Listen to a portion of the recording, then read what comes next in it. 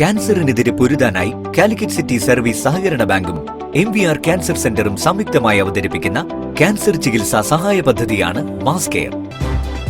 വാർത്തകൾ തുടരുന്നു. ഹരിത ഭവനം പദ്ധതിയുടെ മോണിറ്ററിംഗ് പ്രവർത്തനങ്ങൾക്ക് തുടക്കമായി.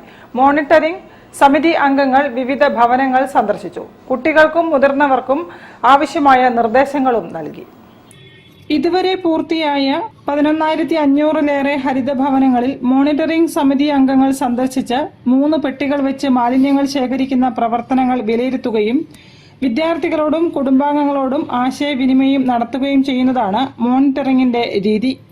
കോഴിക്കോട് നഗരത്തിലെ ഏതാനും ഹരിത ഭവനങ്ങളിൽ ഹരിതഭവനം ഭാരവാഹികൾ സന്ദർശിച്ച് പ്രവർത്തനങ്ങൾ വിലയിരുത്തി.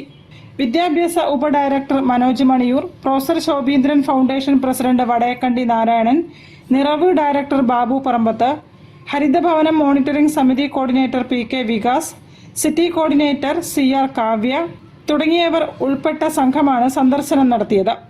BM ഹയർ സെക്കൻഡറി സ്കൂൾ വിദ്യാർത്ഥികളായ P ഫാത്തിമ സനയുടെ പണിക്കർ റോഡിലെ വീട്, NP അൻഷിതയുടെ തോപ്പിലെ വീട്, പരപ്പിൽ MMLP സ്കൂളിലെ KV ഷസാന്റെ ഇടിയങ്ങിര റോഡിലെ വീട്, റയാൻ യാനീസിന്റെ എണ്ണപ്പാടത്തെ വീട് എന്നിവിടങ്ങളിലാണ് സന്ദർശനം നടത്തിയത്.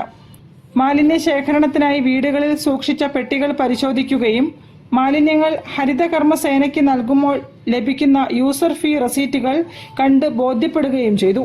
വരും ദിവസങ്ങളിലും വിദ്യാഭ്യാസ ജില്ലാ ഉപജില്ലാ തലങ്ങളിൽ ഹരിതഭവനം ഭാരവാഹികളുടെ നേതൃത്വത്തിൽ ഹരിതഭവനങ്ങൾ സന്ദർശിക്കും. News bureau, Kozhikode. ഫറോക്ക് നഗരസഭയിൽ കുട്ടികളുടെ ഹരിതസഭ നടത്തി.